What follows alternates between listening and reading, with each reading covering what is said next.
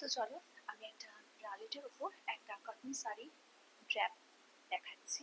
Actually এটা একটা রিকোয়েস্টের video ছিল, তো অনেক দিনের রিকোয়েস্ট কিন্তু দেখানো হয়নি।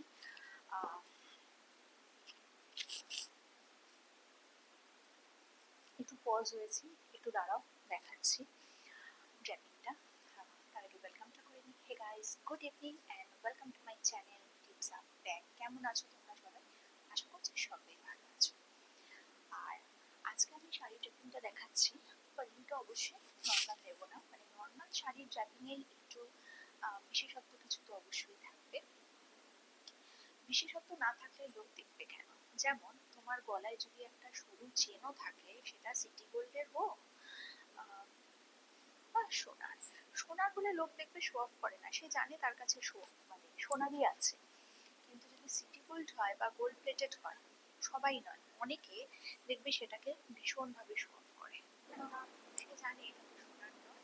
অ্যাটেনশন সিকিং পার্সন যারা হয় তারা করে, আর যারা শো অফ করতে ভালোবাসে তারা করে।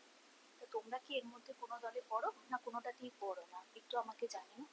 আর দেখো, কটন শাড়ি কিন্তু ফার্স্ট টাইম ক্যামেরার সামনে কটন শাড়িটা আমি মনে হচ্ছে ঠিকঠাকভাবে পরতে পারলেও পরতে পারি, কেননা ঠিকঠাক হচ্ছে এই পোর্শনটা হচ্ছে সবচেয়ে বেশি ঝকমারি। তো যাই হোক, অলরেডি ডান, পরে ফেলেছি, তো কুচিটা তো দিয়ে নিলাম। এইবার হচ্ছে আঁচল নিয়ে গল্প।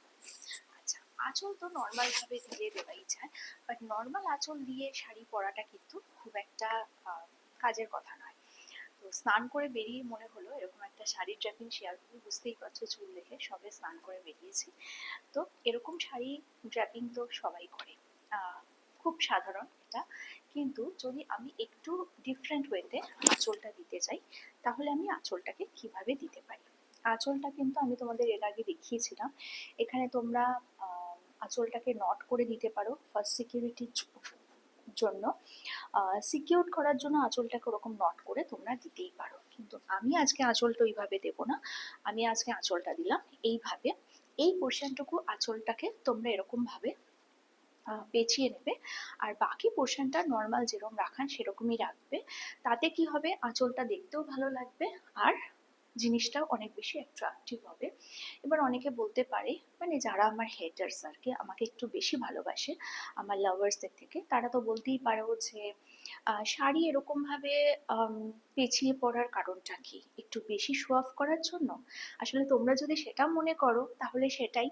আসলে স্টাইলটা তো মানুষের নিজস্ব, আমি সবসময় বলি ফ্যাশন ট্রেন্ড স্টাইল হচ্ছে নিজস্ব।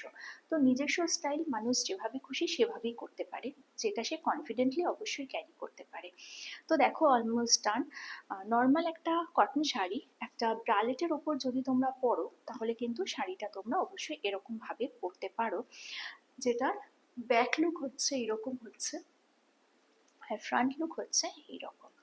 সো দেখো, যেরকম ভাবে খুশি তোমরা কিন্তু সেরকম ভাবেই সাজতে পারো।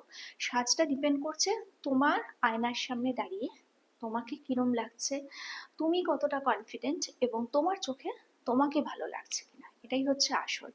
মানে মুখটা যেন মুখে থাকে, মুখোশ না হয়ে যায়, মুখোশটা খুলে ফেললে আসল মুখটা যেন বেরিয়ে না পড়ে, এটাই হচ্ছে আসল ব্যাপার।